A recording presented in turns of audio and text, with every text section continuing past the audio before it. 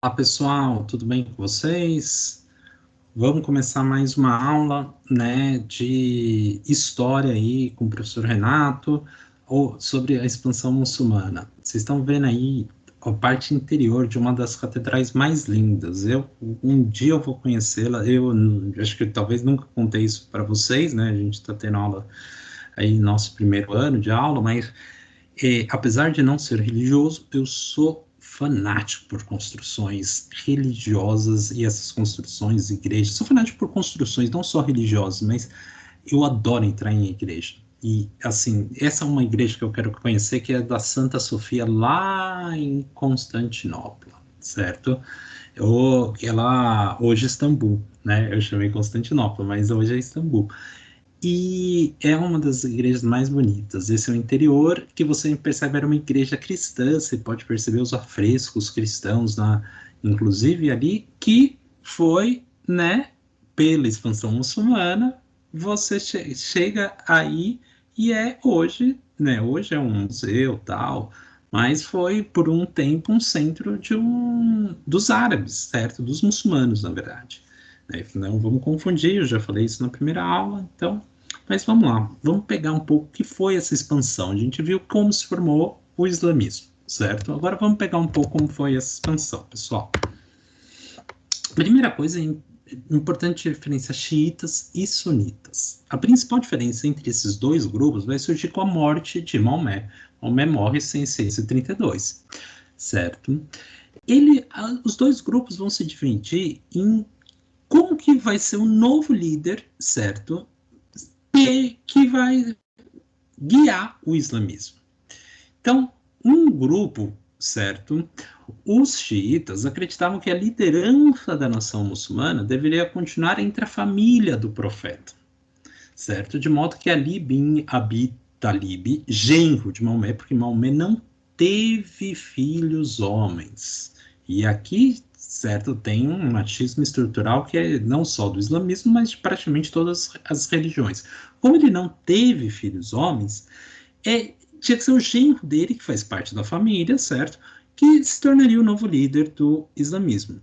Isso os xiitas. Agora, os sunitas acreditavam que era possível eleger um novo líder da religião fora da família de Maomé, certo? Alguém que fosse devotado, que tivesse comprovado a sua devoção ao islamismo, a Alá, aos ensinamentos de Maomé, que poderia surgir. Isso gerou uma divisão, e essas divisões vão influenciar até hoje os conflitos no interior dos países muçulmanos e nos países árabes no geral.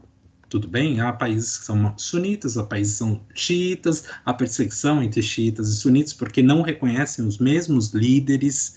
Então, há toda aí uma questão, certo, sobre como se continua, quem vai ser o líder da nova religião. Não é no catolicismo os líderes foram resolvidos pelo papado, certo? Então tem uma descendência e tudo isso.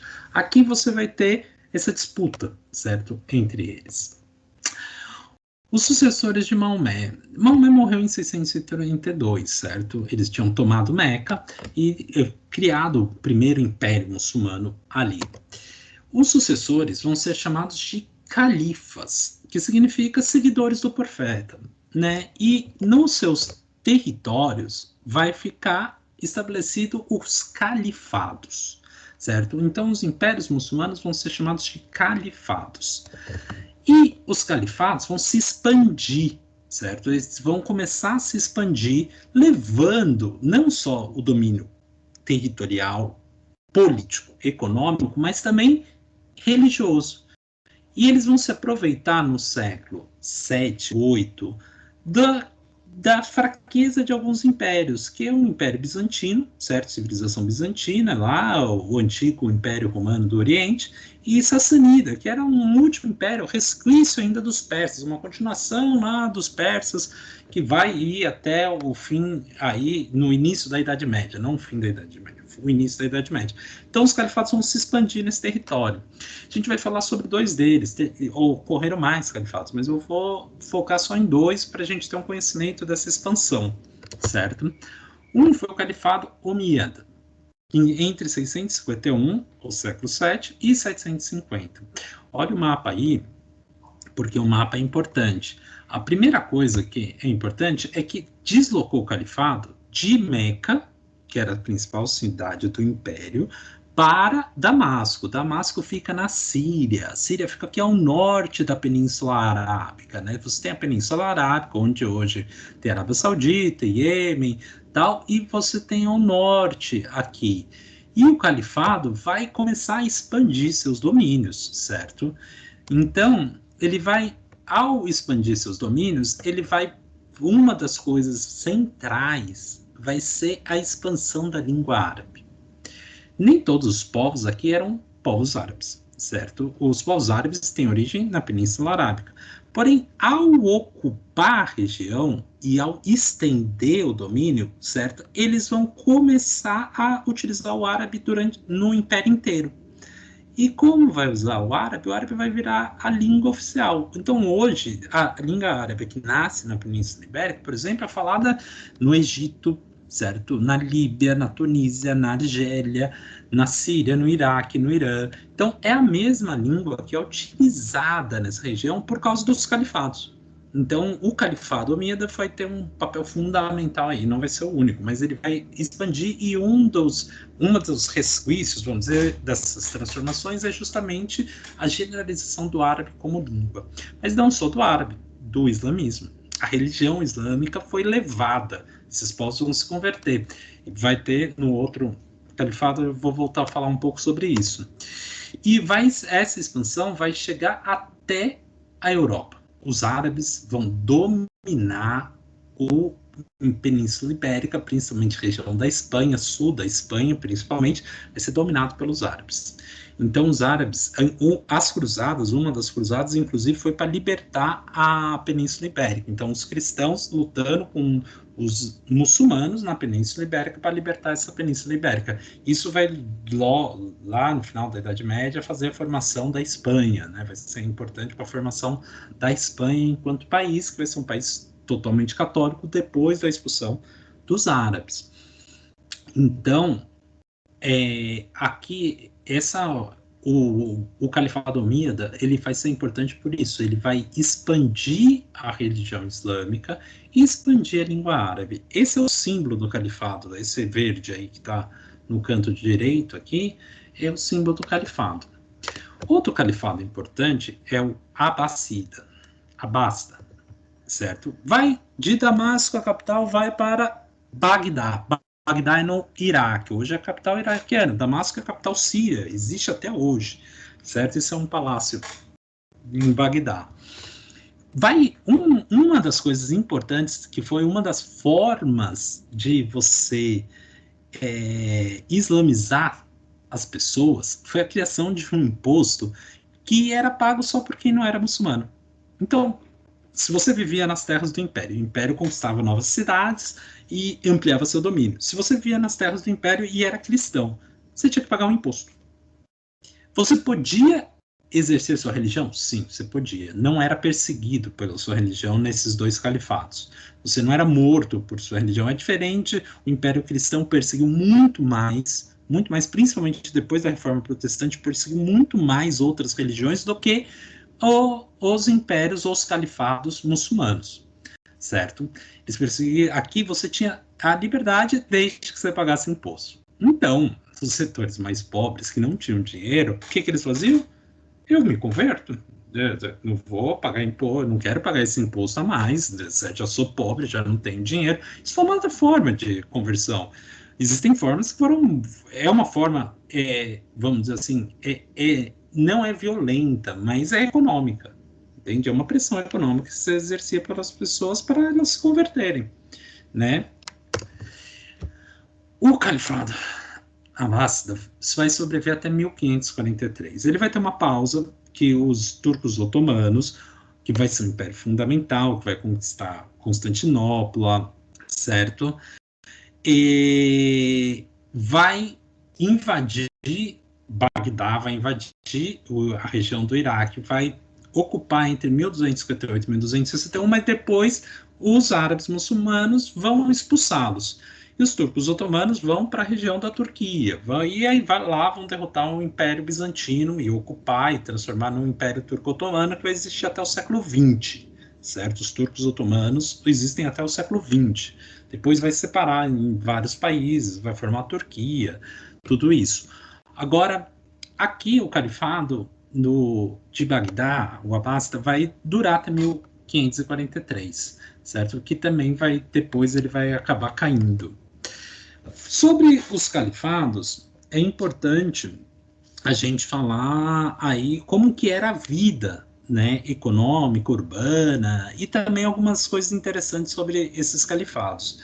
A primeira coisa aí era que a agricultura, o comércio e a criação de animais, a pecuária, eram as principais atividades econômicas. Então, elas se concentravam em agricultura, pecuária e comércio.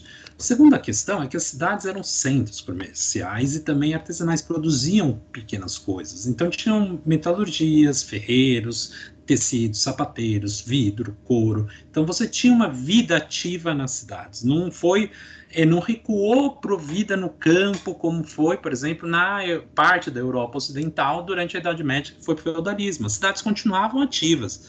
E o comércio aqui é fundamental. Todos os califatos tinham grandes centros comerciais, certo?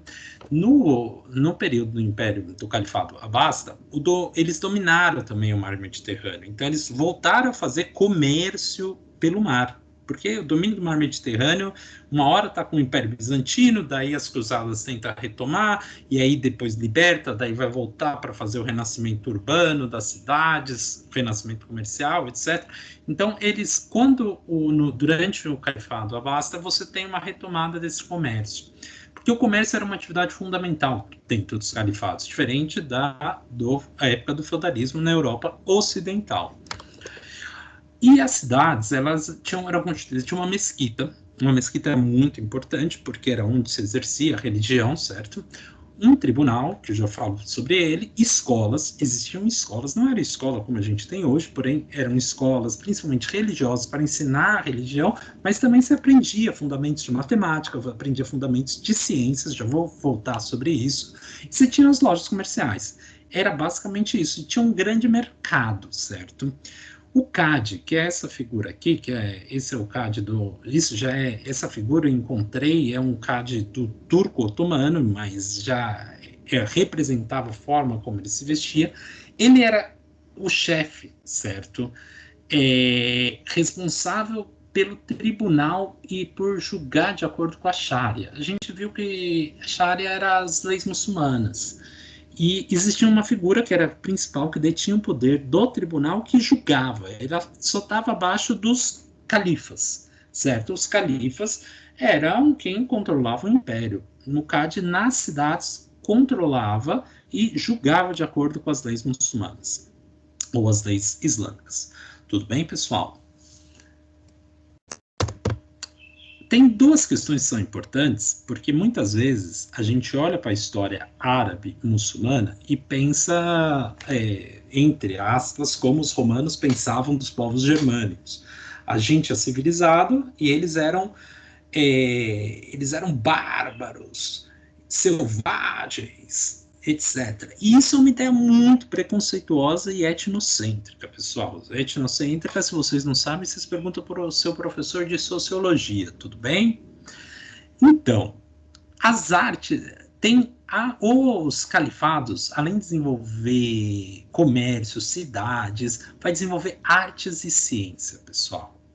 Isso é fundamental. Enquanto na Europa houve um desenvolvimento lento das artes, da ciência, da literatura, nos califados houve um grande desenvolvimento. É dessa época Mil e Uma Noites, que é talvez um dos livros mais conhecidos da história mundial, certo?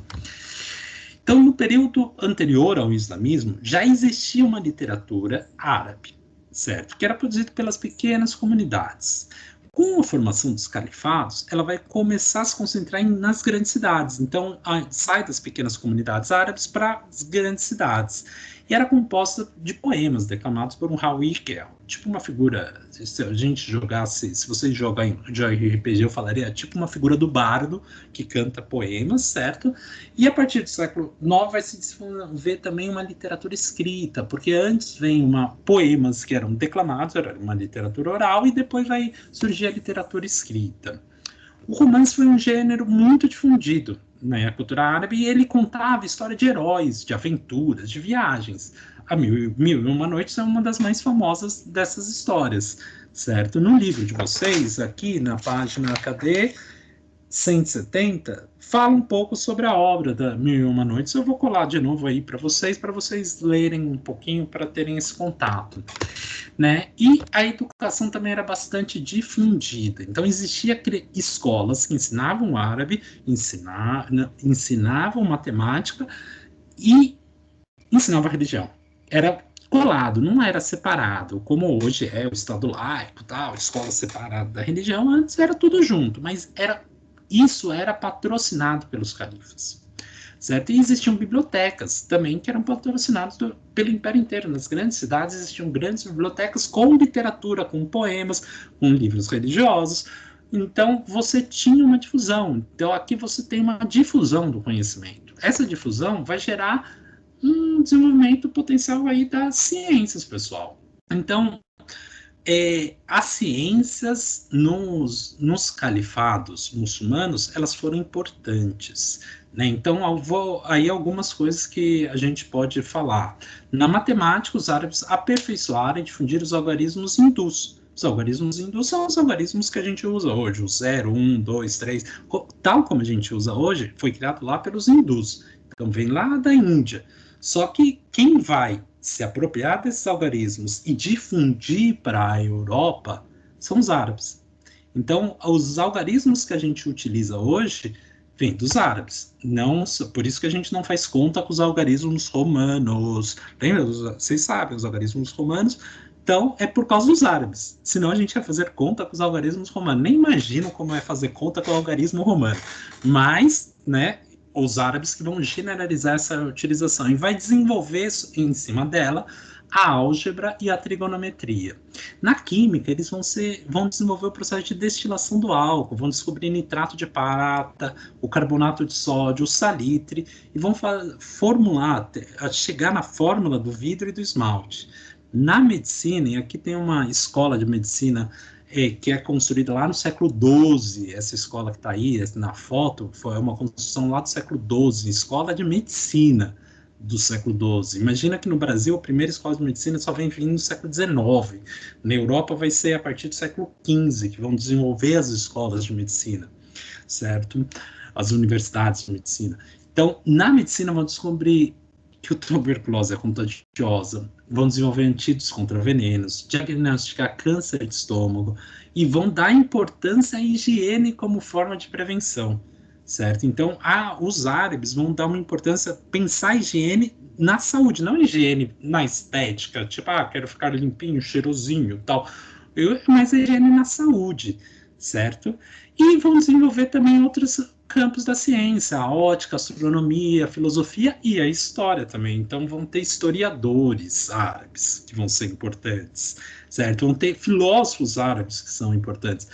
Ou seja, a cultura nos califados era uma cultura que se desenvolveu muito nas artes, nas ciências, na filosofia, no conhecimento da astronomia, na matemática. Então, é riquíssimo para a importância da história do mundo, né?